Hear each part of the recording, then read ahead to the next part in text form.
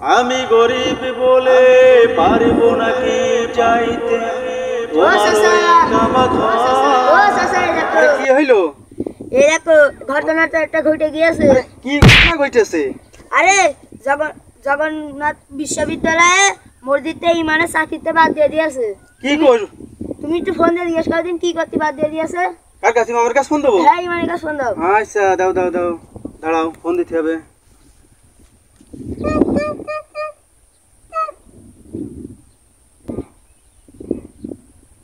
এই হ্যালো, এই হ্যালো, ওয়ালাইকুম আসসালাম। ওয়ালাইকুম আসসালাম। এ জগন্নাথ বিশ্ববিদ্যালয়ের ইমাম সাহেব? জি আসসালামু আলাইকুম। নেটে এই যে একটা ঘটনা দেখছি, ঘটনাটা কি সত্যি?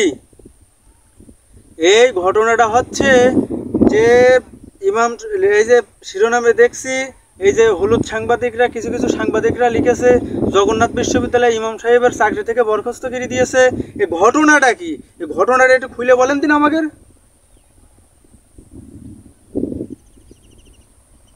মানে একটা মেয়ে মসজিদে যে শুয়েছিল, এতে আপনার সমস্যা কি?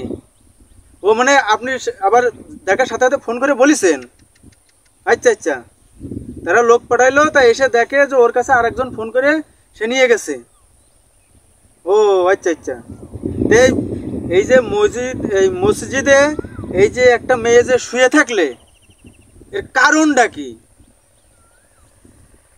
আবার এই যে আপনার এই যে চাকরি থেকে বরখাস্ত করছে, এই ঘটনাটা কি? ঘটনাটা তো খুলে আমাকে বলতে হবে। কি কও ভাইপো? হ্যাঁ হ্যাঁ তাহলে ও মানে উপাচার্য ওই মসজিদে মানে ও একটা সভা মতো করতে চাইলো, মানে মেয়ে ছেলে সব একসাথে থাকবে, মানে হিন্দুরাও থাকবে।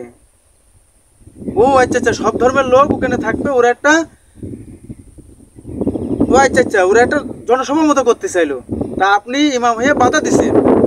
ঠিকই তো, ইমাম মানে নেতা, আর নেতা তো মসজিদে একটা খারাপ কথা হতে দেবে না। কি কও ভাই? ঠিক ঠিক। তাহলে ও এই কারণে এই নাটকটা সাজানো হচ্ছে এখন। এই বিষয়ে আপনার দোষ দিয়ে এখন আপনারই চাকরি থেকে বাদ দিচ্ছে, তাই তো?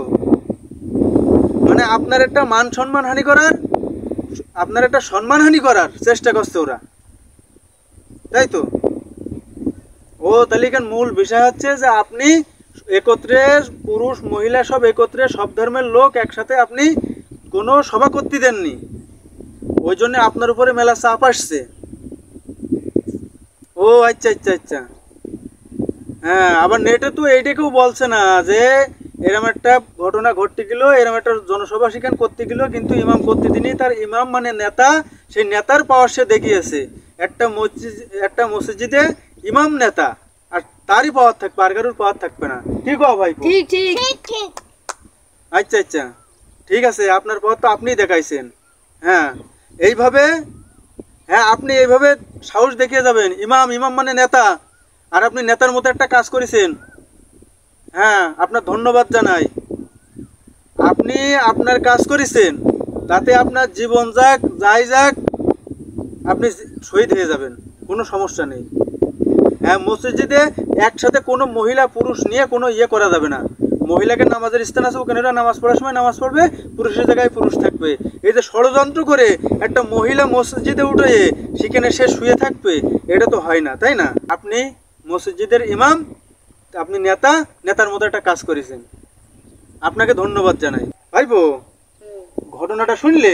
হ্যাঁ শুনলাম তো। এই মসজিদে মনে করো যে মহিলা পুরুষ সব একসাথে একটা, ওরা মানে একটা সভা মতো করতে চাইল, কিন্তু ইমাম মানে তো নেতা, ও নেতার মতো কাজ করেছে। ও ওই একত্রে ওই সভাটা করতে দিনি, এই জন্যই মনে করে যে ও চাকরি থেকে ও একটা নাটক সাজিয়ে একটা মেয়ে মসজিদে ঢুকিয়ে সেখানে ঘুম পড়াইয়ে এখন মনে করে ইমামের একটা দোষ দিতে চাইলো কোনো একটা, কিন্তু পারিনি, বুঝছাও? তার আগে ইমাম তো ফোন করে দিয়েছে, তার দায়িত্ব যেটা সে পালন করেছে। আর এইখানে চাকরি গেলি তো মনে করো যে যাওয়ার কথা ছিল, মর্জেন আছে, আরো যারা দায়িত্বে আছে, খাদেম আছে, এদের চাকরি যাবে, ঠিক কিনা? ঠিক ঠিক। কারণ ওরা তো ওখানে ছিল, ইমাম তা ছিল না, হ্যাঁ ইমাম তাহলে তো ইমামের চাকরি গেল কেন? এইটা তো একটা কথা আছে, তাই না?